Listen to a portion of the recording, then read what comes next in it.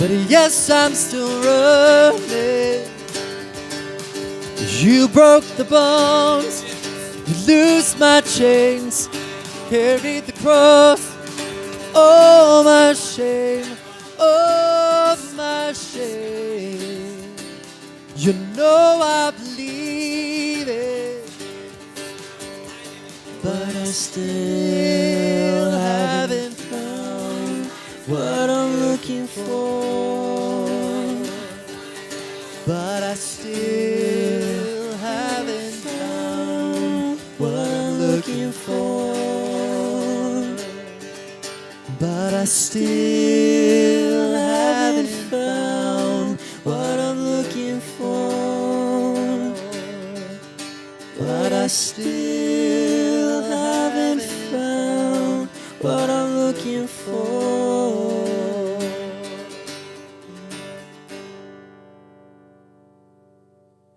My name's Joyce. Welcome to Real Life, and you're watching The Real.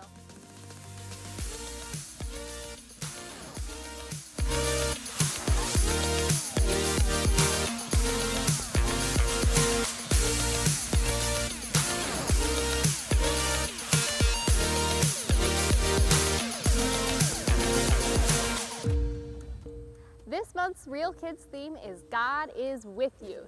If you are a new parent to Real Life, make sure you check your kids into Real Kids for an awesome Sunday experience. If you attend Real Life, you may not know that there are sermon discussion guides available on the app and on the website for you to go over with your friends, family, and your group, or just on your own quiet time.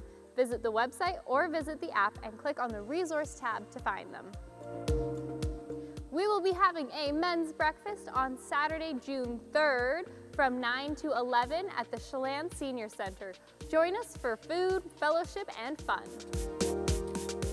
My name's Joyce, this is Thor. Have a wonderful Sunday, and you've been watching The Real.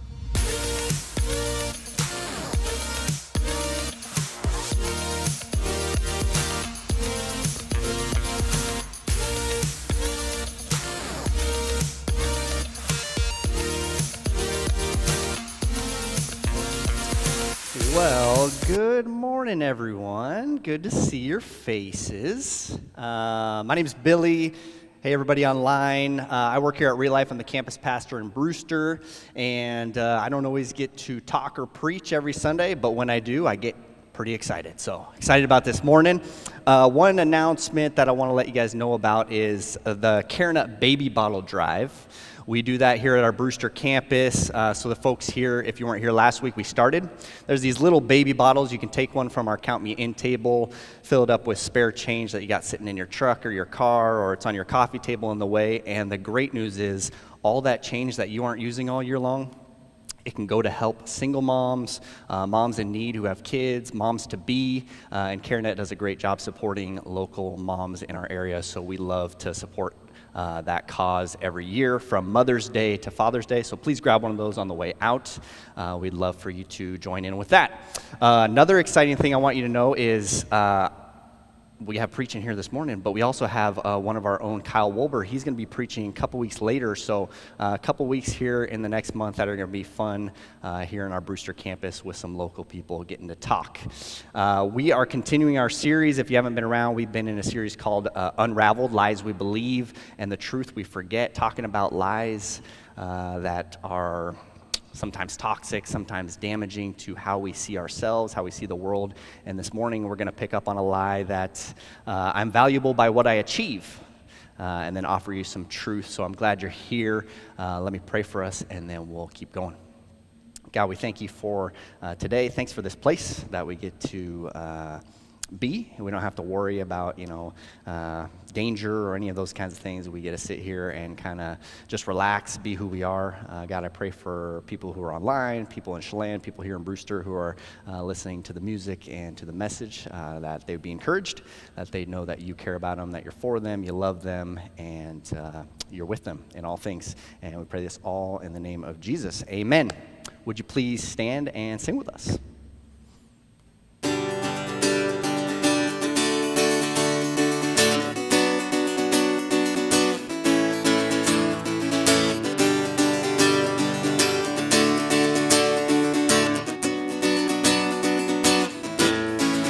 reaching out to welcome you, God. Fill this place again with your song. Flood our thoughts with wonder and awe. Give us a greater glimpse of a never-changing God. Till all we want and all we need is found in you, found in you. Jesus, every victory is found in you, found in you.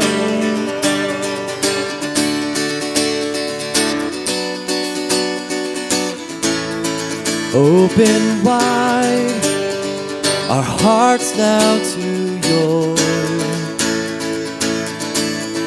Every fear bow down to your love. We would see like never before. Give us a great glimpse of a never-changing God. Till all we want and all we need is found in you, found in you. Jesus, every victory is found in you, found in you.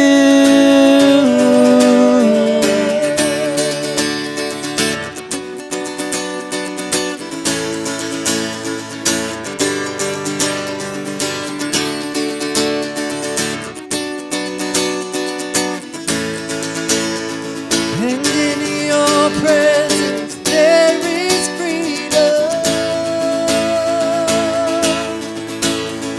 And in your presence we are made whole. And in your presence there is freedom. And in your presence we are made whole.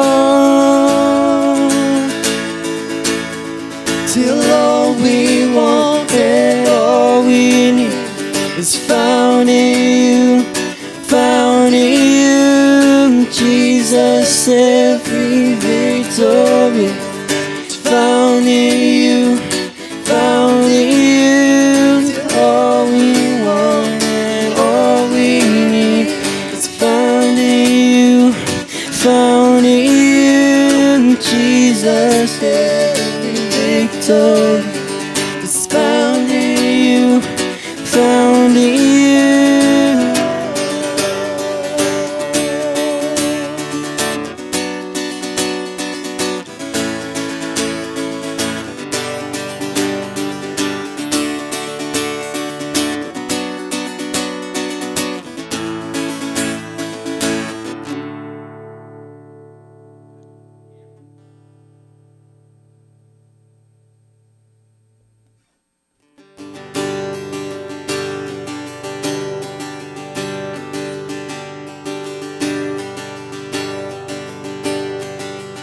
Who am I that the highest King would welcome me? I was lost, but He brought me in. Oh, His love for me. Oh, His love for me. Who the Son sets free, oh, is free indeed. I'm a child of God, yes I am. Free at last He has ransomed me, His grace runs deep. While I was a slave to sin, Jesus died for me. Yes, He died for me. Who the Son sets free, who is free indeed. I'm a child of God. Yes, I am. In my Father's house, there's a place for me. I'm a child of God. Yes, I am. I am chosen, not forsaken. I am who you say I am. You are for me, not against me. I am who you say I am. I am chosen, not forsaken. I am who you say I am. You are for me, not against me. I am who you say I am. Yes, I am who you say I am. Who the Son sets free, oh, is free indeed. I'm a child of God. Yes, I am. In my Father's house, there's a place for me. I'm a child of God. Yes, I am. In my Father's house, there's a place for me. I'm a child of God. Yes, I am. You may be seated.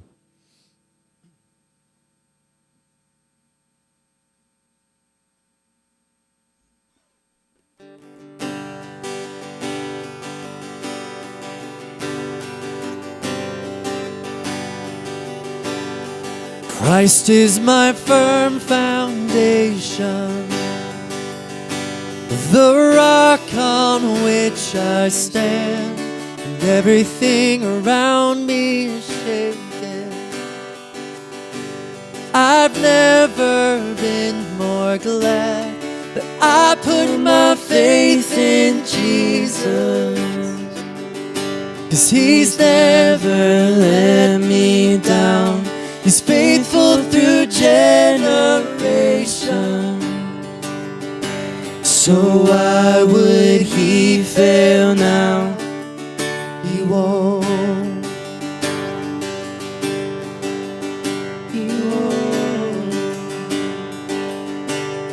And I've still got joy in chaos. I've got peace that makes no sense. And I won't be going under.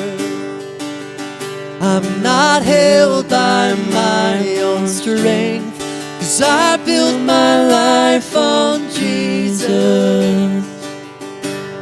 He's never let me down. He's faithful through every season. So why would He fail now? He won't. He won't. He won't fail. He won't fail. He won't. He won't. He won't fail. He won't fail. Christ is my firm foundation, the rock on which I stand, when everything around me is shaking. I've never been more glad that I put my faith in Jesus. 'Cause He's never let me down. He's faithful through generations. So why would He fail now? He won't. He won't. He won't fail. He won't fail.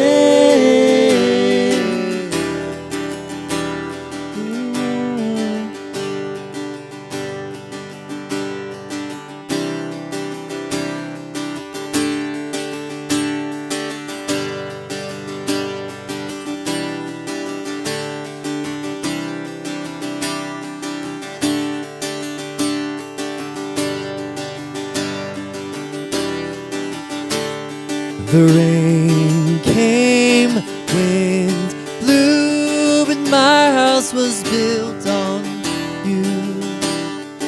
I'm safe with you. I'm gonna make it through. The rain came, wind blew, but my house was built on you. I'm safe with you. I'm gonna make it through. Oh, rain came, wind blew, and my house was built on you. And I'm safe with you, and I'm gonna make it through. Yeah, I'm gonna make it through. 'Cause I'm standing strong on you. I'm gonna make it through. 'Cause my house was built on you. Christ is my firm foundation, the rock on which I stand. Everything around me is shaking. I've never been more glad that I put my faith in Jesus. He's never let me down. He's faithful through generations. So why would He fail now? He won't. He won't. He won't fail. He won't fail. He won't. No, no, no. He won't. He won't fail. He won't fail. No, He won't.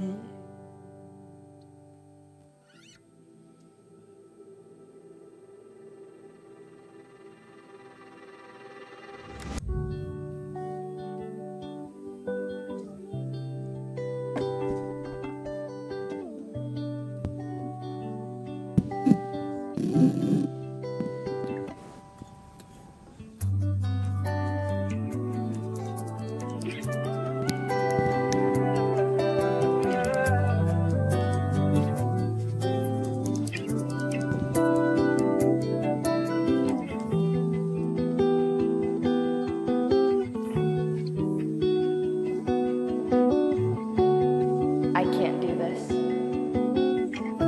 I have to be perfect. I'm not enough. God doesn't love me.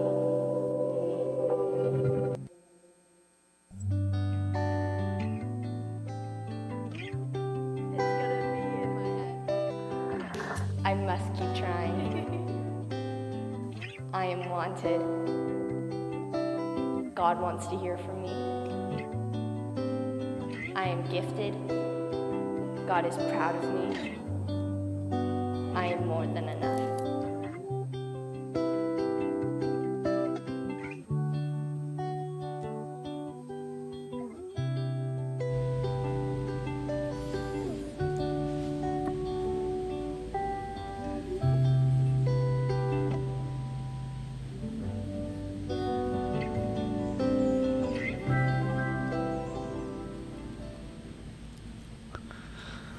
Well, good morning again, everybody here in Brewster. Hey, everybody online. Thanks for tuning in. I know I got to say hi to Linda, which is Kyle Plu's dad. She's in Iowa. Usually is one of the faithful people who watches online. If you're there, Linda, thanks for tuning in. Thanks for being so faithful to watch us every week. And then our good friends in Chelan, everybody in the Chelan campus, if you're in there, hope you're having a good morning. Hope you're doing well and enjoying yourself there. Well, many of you know that Joyce and I got a dog recently, and his name is Thor. He is pretty cute. It's really hard to not buy a dog when you see that cute face on Facebook, and you're like, man, I gotta go buy that thing. So we end up going there, and once you see the dog and you meet it, you can't not get it, so we get it and we take it home, all right? And he's a lovely little half Australian Shepherd, half Border Collie. Let's go to the next slide. You can see him with the kids, still a puppy, and now he's getting bigger. Next slide. He's about 8 months now. He's eating well, he's getting big, he's getting fast, and we're enjoying our time with him.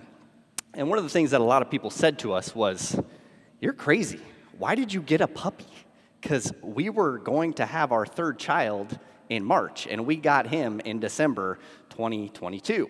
So Weston, our third boy, was going to be born, and like, what were you thinking getting a puppy? And in hindsight, I'm like, yeah, that was probably something I should have listened to before we went and saw the puppy.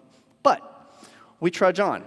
So things are good, things are fine the first couple months. You know, he's a puppy, he's chewing on stuff, he's pooping on not the carpet, because we kept him only in the kitchen because it's easy to clean that. We don't want any poop or pee on the carpet. So we kept him in there until he figured that out. He's jumping up on the counters, he's licking the table, he's jumping on the kids, he's doing all sorts of puppy stuff, right? It's just normal. And then March arrives, and so does Weston. And then we bring him home from the hospital. And the energy, the aura, the tension, per se, in the room kind of goes up to a new level. We just had 2 kids, but now we got 3, and we got a puppy.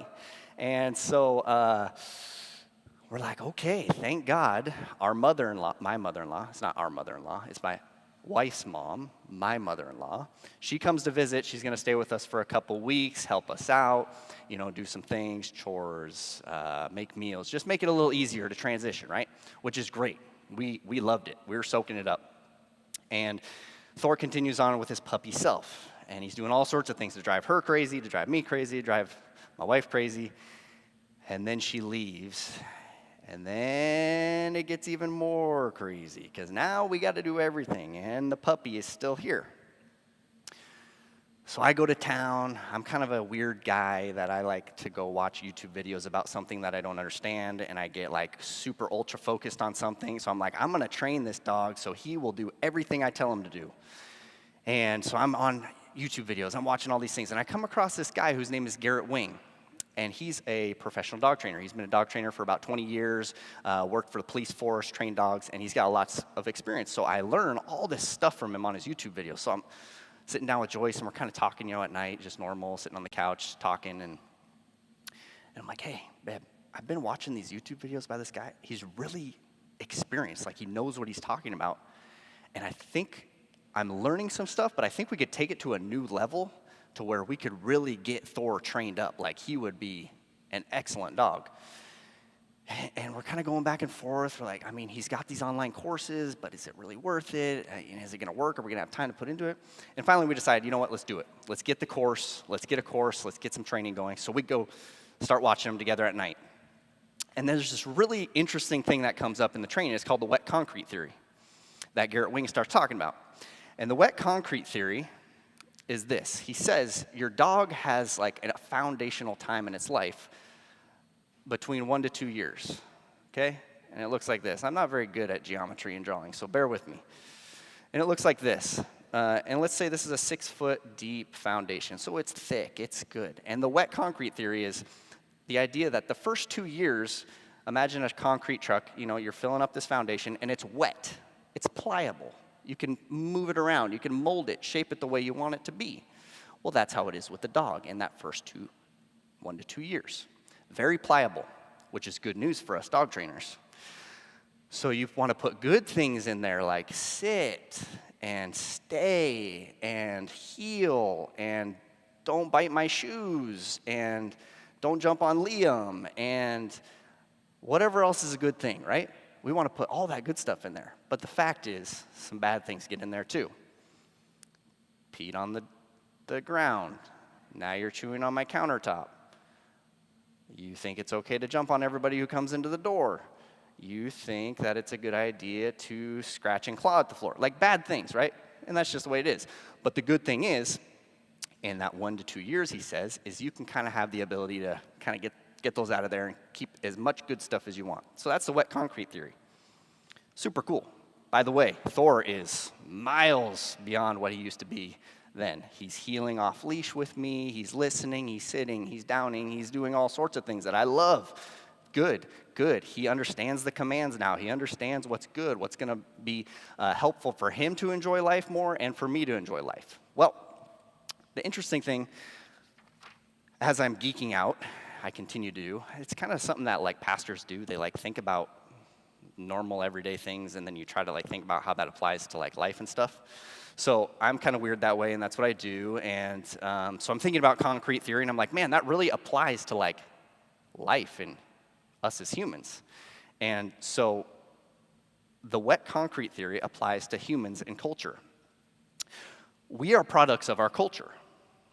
We live in a culture, and that culture influences how we build a foundation of who we are and how we see ourselves and how we live out our life, right?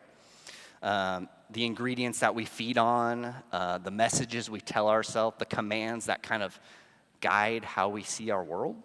And modern psychology, it backs this up. One of the things we know from modern psychology today is how our experiences and the message that we continue to hear in our adolescent years, they're super foundational for who we are and who we become as we move into adulthood. So David Hogue says this. He says, much evidence has accumulated to confirm that we human beings require stories to know who we are, messages, and how we can navigate our world. He goes on, the human brain needs stories and creates them to explain the world. And further, how we understand ourselves and the worlds we live in relies on the foundation of our memories. So some ingredients are fine, right? But some of those ingredients, those underlying stories that we've been feeding on are just flat out lies. And they get in there, they get in that little mix, and if they don't get weeded out, they stick around. They're deep. They're in the concrete. So I just want to spend the next few minutes talking to you guys. We've been in this series called Unraveled, the lies we believe and the truth we forget. And I just want to spend the next few minutes talking about a lie today, which is this. I am valuable for what I achieve. This is a lie that gets mixed into the foundation of our thought process, our way of living, our way of seeing ourselves in the world.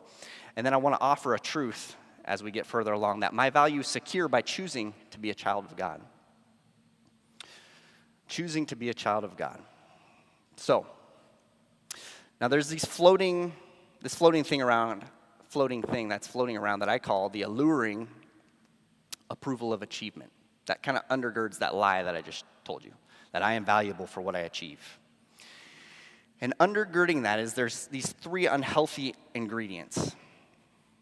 And I remember back in high school or middle school, I start asking myself, and I think a lot of people do this, who am I? Where is my value? Where is my security? What is my sense of self? You start to ask those questions and think about it. And very quickly, these 3 ingredients come up. And the first one is that I am what I do, which is value by ability, right? When you're in middle school, you start to figure out very quickly, hey, if you can make those shots in the game, people like that. If you got the ability to be kind of funny and smart, people like that. If you're the helpful one, if you're the popular one, just all sorts of stuff just kind of gets mixed into those ingredients. And there it is. Next thing you know, there it is, just sitting in there. The second one is this: I am what others say, which is a value by acceptance. So, they say I got the nice long surfer boy hair. Girls like that hair. Oh yeah, you're doing good there, buddy. I don't have it anymore, by the way, so that's too bad. So they like that. They also say, you can jump high. You're athletic. They might say this about girls. Oh, you're pretty. Oh, you're really nice. You're really sweet. They might even say, you're the mean girl, and people kind of think that's cool. You're not very nice to people. So we get acceptance by who people say we are. And the third one is, I am what I have, which is value by acquiring things. So this one looks like, you got the cool Jordans. You got the latest flip phone. Flip phones, by the way, kids, back then. We didn't have iPhones, okay? I'm not even that old, so it's just ridiculous that I say we didn't have iPhones back in the day. I'm not that old. But what else do we have? You got the cool backpack. Whatever it is, you get these things. And that's where you start finding out very quickly that's where value comes from. That's what people notice. And what happens over time is we start developing these habits of thinking and being, and they're just in there, they're in the mix, and we carry them around with us without really thinking about it, how it might affect us, how it might play out later on as we keep moving along, right?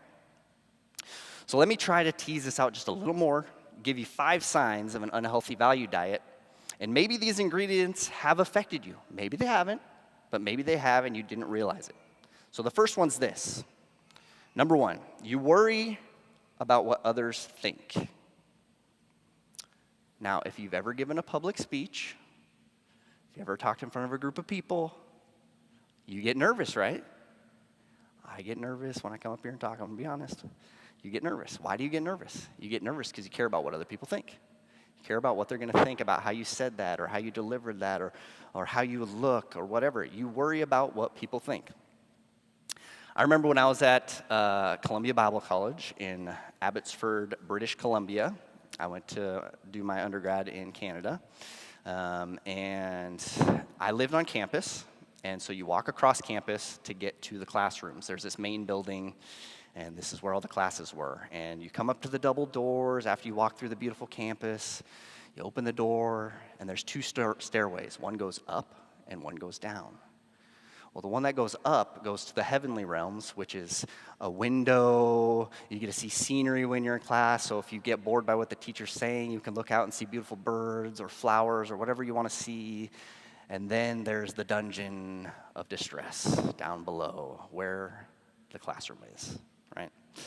And that's where I am. And I'm in this class, and it's musty, and it smells like a basement, and there's no windows, and I can't see anything that I want to see if I'm getting bored. But thankfully, what made it bearable is I had a professor named Michael Zook. And he was a fantastic teacher, super engaging, kept you really wanting to learn, very interesting in how he delivered it. And so that was what was getting me through. And so Michael Zook would be teaching, and he would do this thing where he'd be teaching, and then all of a sudden he'd be like wanting someone to give a response or their thoughts on what he's talking about, right? And then he would kind of play duck, duck, goose with his eyes and look around the room, and everybody's like, please don't pick me. I don't want to be the goose. And then he would pick someone, and then you had to respond. And he would give his approval a certain way in his response. And one of them would not be approval. And he would do one of 2 things. The first one would be, you would say something, and he would say, yes, that's a good observation. And he would kind of nod his head and smile. Or the not so good one where you would say something, and then he would be like, just staring blank-faced at you and waiting for you to politely finish talking because he didn't like what you were saying. And then he would say, does anybody else have an observation? It was kind of a nice way of saying, I didn't really like what you just said, so I'd like to hear if someone else has something better to say. And so the day comes, obviously, where Billy Bosch is the goose, and in his Duck, Duck, Goose game, and he picks on me, and I'm like, oh, crap. So he wants my response. I give him a response, the best thing I got, and that's me fumbling over my words, sounding like a middle school boy who's asking a girl out for the first time and doesn't know what he's doing. He's like, what do I say? Is she going to say no? I say it. It's terrible. He gives me that long, dreaded response. Does anybody else have anything else to say? And you're just like, oh, man, crap. I feel like a flop. That's what me and my buddies would say. It'd be like, you're a flop, man. I'm a flop. So every time I'm walking around campus, every time I see Michael Zook, Professor Zook, every time I see my friends who are in that class, I'm thinking to myself, he must think I'm the worst student ever. Like, I don't care about this class. I don't know anything. I'm not even paying attention. I'm not reading the books.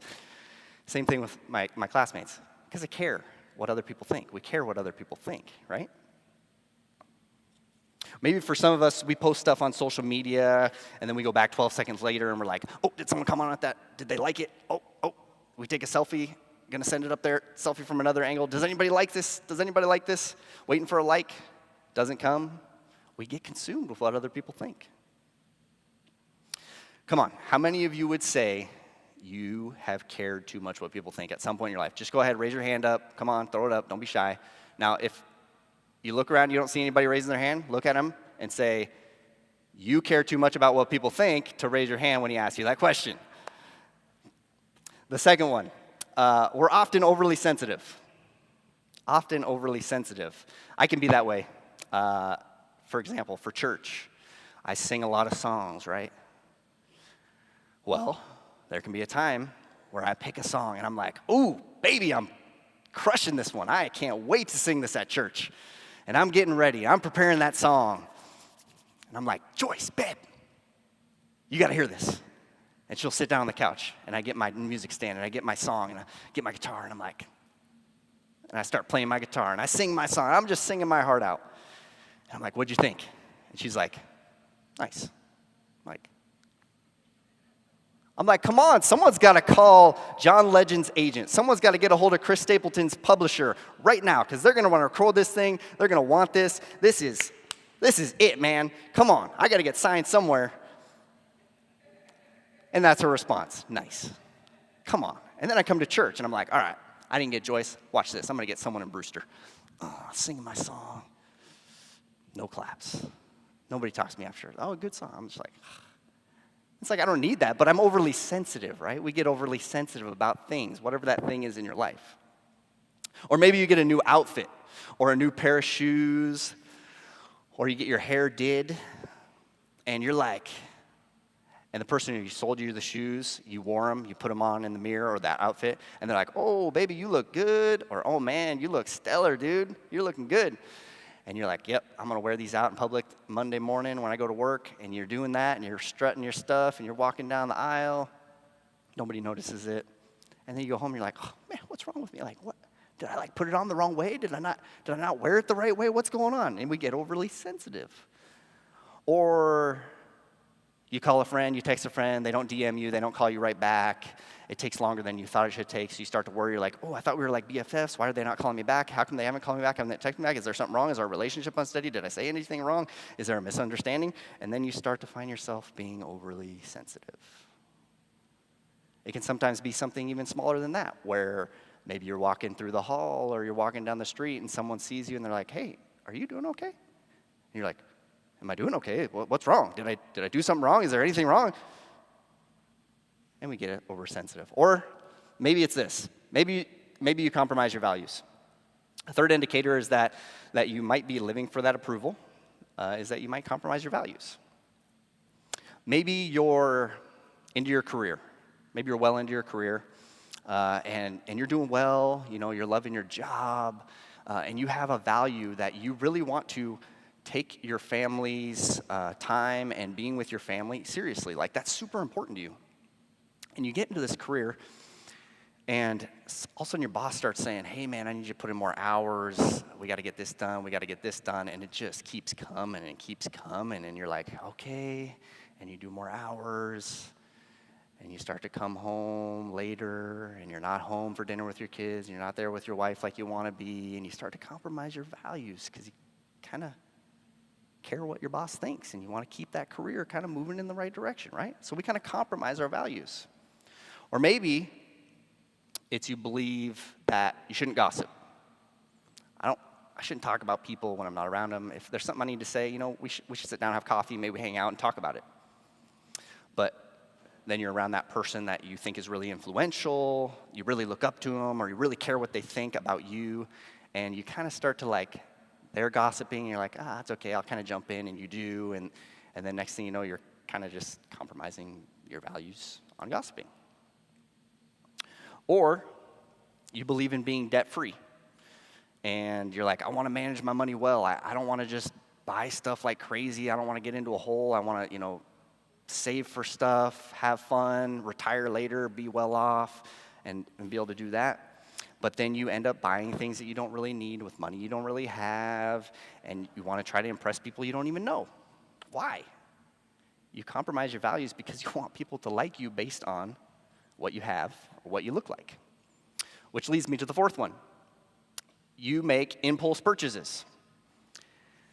Maybe you see everybody with that new iPhone 14 Pro Max. It's got that nice camera. Come on. It's actually got 3, I think. But you have the iPhone 13 Pro Max, which still works. There's nothing wrong with it. It's still working for you. But you decide, you know what, I got to get the new one. I don't have the $1,000. Let me just put it on a payment plan. I'll swipe the card. We'll get it going. Oh, yeah. I haven't actually paid off that iPhone 13 yet, but let me just have 2, and I'll keep paying that off. You just buy stuff because you want to be in with the newest, latest thing. So swipe for the status that you crave, and you're good to go. Or it could be a new car. Or maybe it's that $6 fancy latte or mocha that you have to have every day when you're going to work. Or maybe it's a new TV. Maybe it's a new sound system. Maybe it's a $500 purse. Maybe, I know this is going to hit someone out there. I don't know where you are in Chelan. If you're online, you're here in Brewster. Maybe you got that $2,000 Peloton bike. It's sitting in the garage, it's not doing anything, but you just had to have it because January came around and everybody was getting the bike, so you got to get the bike, and it's just sitting there. We're not riding it, right? Come on. We all do it. We all do it. We make impulse purchases for that internal value promotion. It makes us feel good for a little while. It makes us feel good for a little while. But that's all it is a little while. Or this is the last one, number 5, hard time saying no. I think this is going to hit a lot of us. This one's hard. I struggle with this one all the time. We don't want to say no because we want that approval. Someone asks you, hey, can you do this thing? And you're like, inside, no, I do not want to do that thing. I cannot do that thing. I have way too many things going on. There's no way I can do that thing. I can't help you with this. But outwardly you say, sure, yes. When can I do that? How can I help? And you have this horrible sense of guilt inside because you're like internally just, and outwardly you're so agreeable. You're just, yes, I can do it, but no, your soul says, I don't want to do that. Why do we do this? We do it, the reason's often because our egos are incredibly insecure, and they've been encouraged by culture to be that way. Our self-worth can be driven by insecure and unstable things. Our egos are crying out, like me, affirm me, make me feel good about myself. So we keep pressing into those achievements and status for our value, and they never satisfy us, and we just feel like the hamster on the wheel that's just like not getting the cheese, man. You're just spinning your wheel. They just bring another momentary hit of dopamine, the feel good. But then it fades away. And then you want to get that other thing because you get the hit, and then it fades away. They never ultimately bring security. They never ultimately say you are enough. They never ultimately give you the peace of knowing that you are valuable. We get trapped in it, and we miss out on the value of security that we could have by choosing to be a child of God. Becoming obsessed with what people think about you and what achievements give you is one of the most dangerous ways to miss out on the security that God offers you. It's very enticing those achievements, those things, what people say about you, they are. Let me say it again, though. Becoming obsessed with what people think about you and what achievements give you is the most dangerous way, one of the most dangerous ways to lose out on the security that God gives you. See, approval through achievement, it's a trap. It's a trap. Proverbs says this, fear of man will prove to be a snare, but whoever trusts in the Lord is kept safe. Fear of man, what does it do? What will he say? What will she say? What do they think? What does this person think? What do those group of people think? It's a trap. It's a trap. But fear of the Lord will keep us safe. This word snare, it's also like a trap.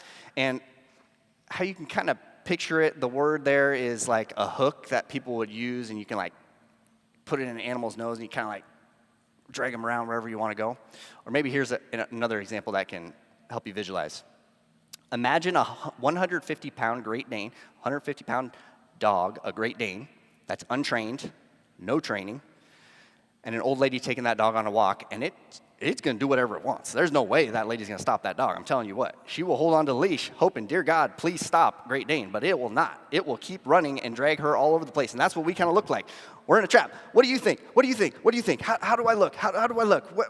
What is my iPhone cool enough? Is my car cool enough? Do you like me? Do you like me? And you're just getting drug all over the place when we worry about the fear of man and what people think and what I can do and what people say about who I am and what things do I have.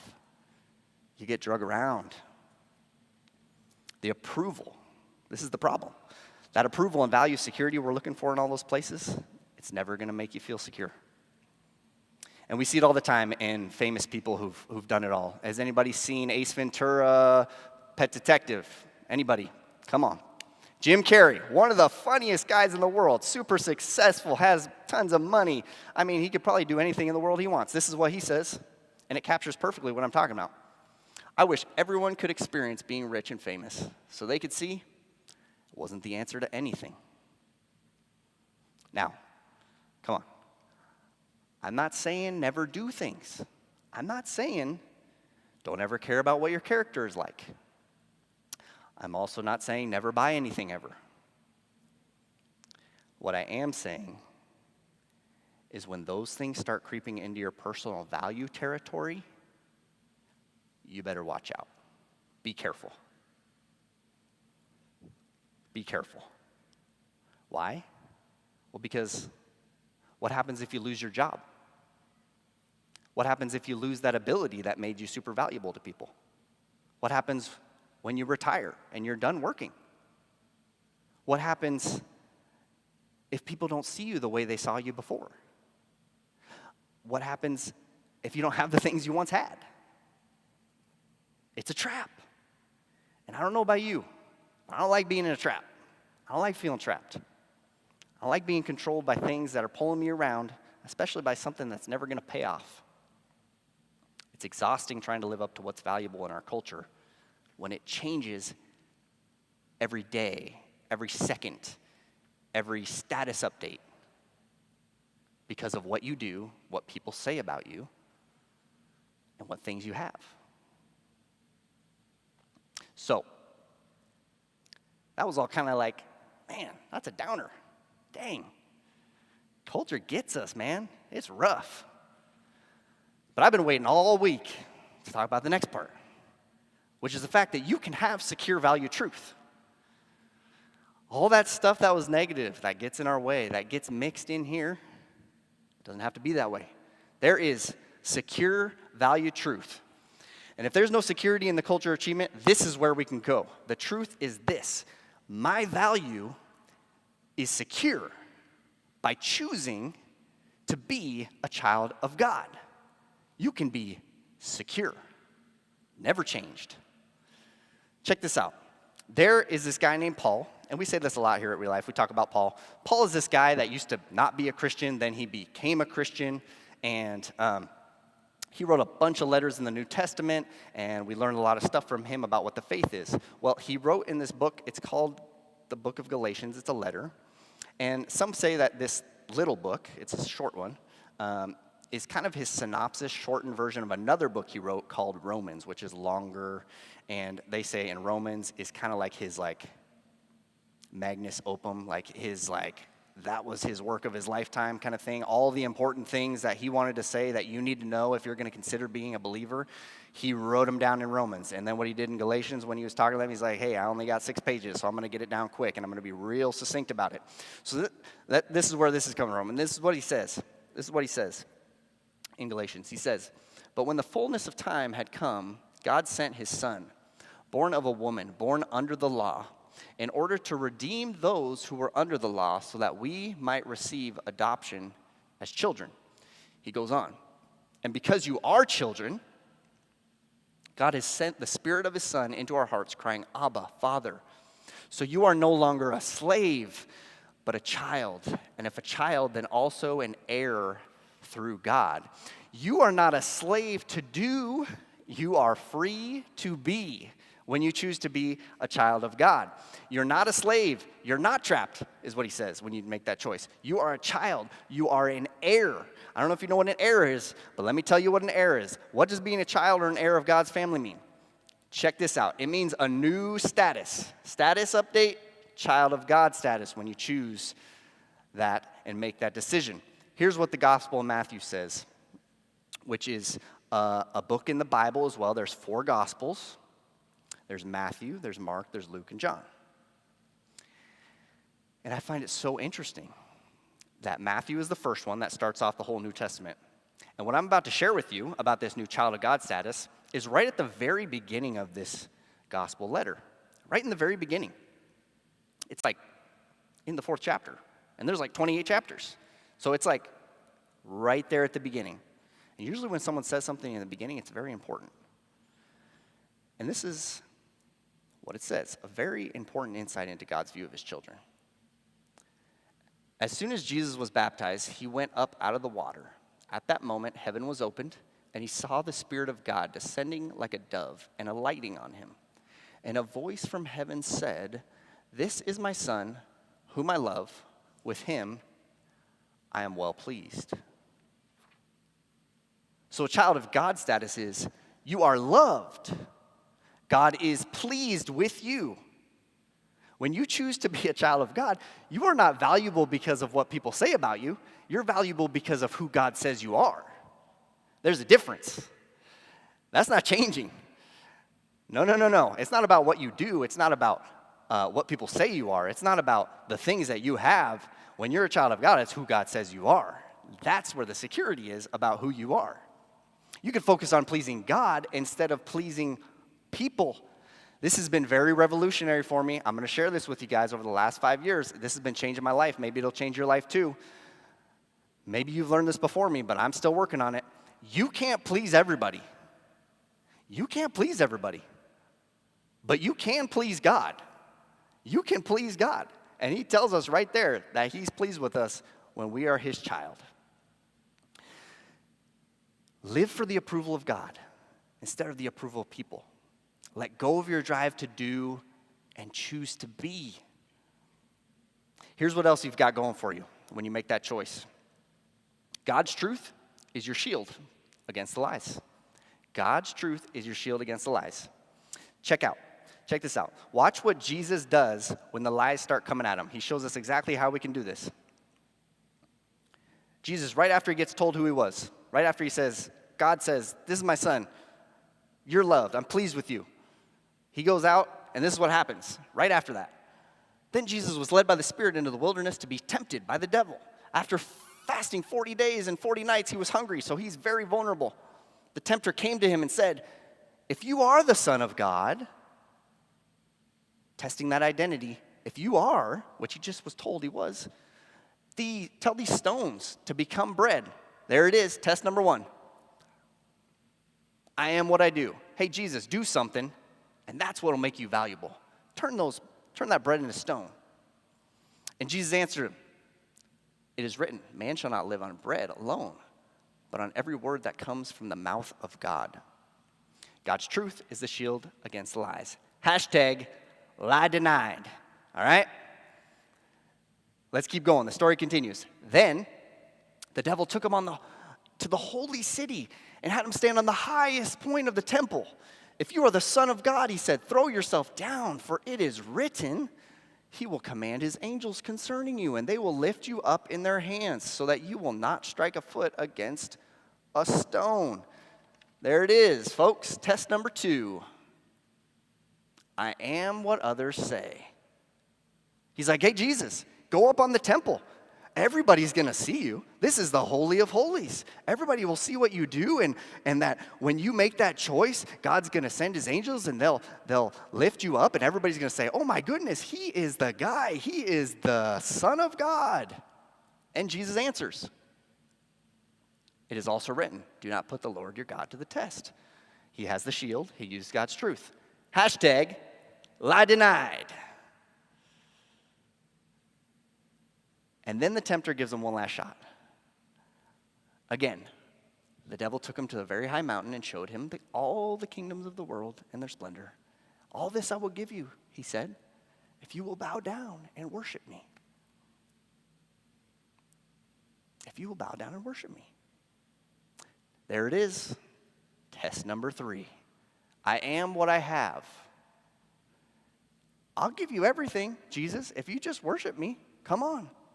And Jesus says, away from me, Satan, for it is written, worship the Lord your God and serve him only. Then the devil left him, and the angels came and attended him.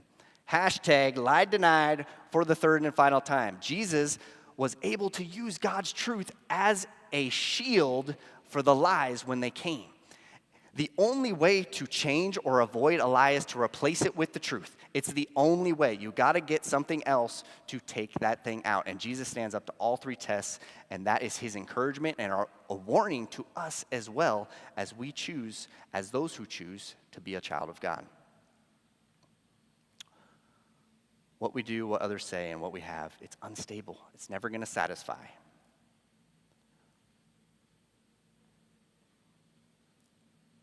But hear this. When you choose to be a child of God, your value cannot be taken because God cannot be shaken. Let me say that again.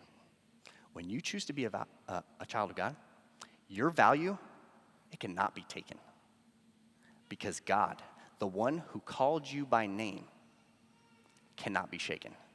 For thousands of years,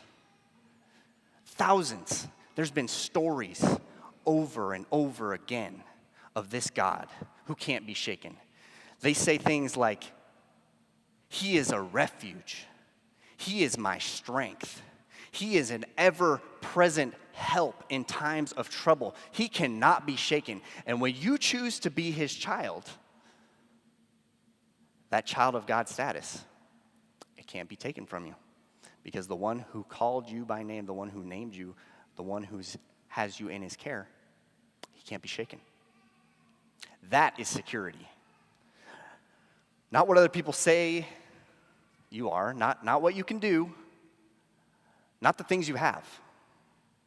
Those will never satisfy. Becoming obsessed with those, it won't hold up. But by choosing to be a child of God, it offers you security now and into eternity that cannot be taken because God, your Father, cannot be shaken. And that's some truth worth holding on to. That's some truth that the world needs, that we all need. So I'm hoping and praying that that'll be something you consider today. We've got these next steps at the end of our messages here at Real Life. We like to give some really clear next steps out of what we talked about because we think it's super good to listen to what we're talking about, consider it, but then also take an action step. Consider what can you do next. So the first one here today, ask yourself. Just start asking yourself. Maybe you ask it to yourself in your own time, in a journal, write it down, or just think about it when you're mowing your lawn, or you sit down with someone you trust. Ask who or what is driving your value. Really think about it. Like, was there anything in here that is kind of hanging on, kind of driving you? You know, feeling like you gotta have that next new car, or is there something deeper than that that's holding your value, driving your value? Ask it. The second one, Break down shaky lies with secure truth. Man, I mean, when you become a child of God, you got to get some of that truth. When you make that decision, there is so much good stuff that God offers you. Maybe you need to get the YouVersion Bible app. Maybe you need to start a little Bible plan, and it's easy. It'll lead you through stuff. You can look up stuff about who am I in God, and it'll pop up, and there's these easy things to read, and it takes like maybe a minute or two to read, and it'll give you some scripture, some truth. And you can start to say, whatever that lie is, I'm going to break that down with some truth. I'm just going to start deleting these things out. Just going to start putting some good stuff back in there. Just start breaking them down. Just start breaking them down. And the last one, choose the secure value source. If you're out there online here in Brewster or in Chelan and you haven't really made that choice 100%, that like, yeah, I need Jesus. I need something secure. I need a better foundation. Mine has been shaky. I'm falling apart all the time. I need something secure in my life that's going to help me. Man, I would just encourage you, choose that source. And it doesn't take, you don't got to go into debt 20 grand. You don't have to come up with some money. You don't have to do anything crazy. All you got to do is talk to God. Say, God, I need you, Jesus. It's not working out the way I'm doing it. I want to turn away from that stuff. I want to start following you. I need you. I'm messed up. I fall short. I got all these things in my life that kind of take me in the wrong direction, but I want to go in your direction. I need your help. I need your security. And choose that security for eternity.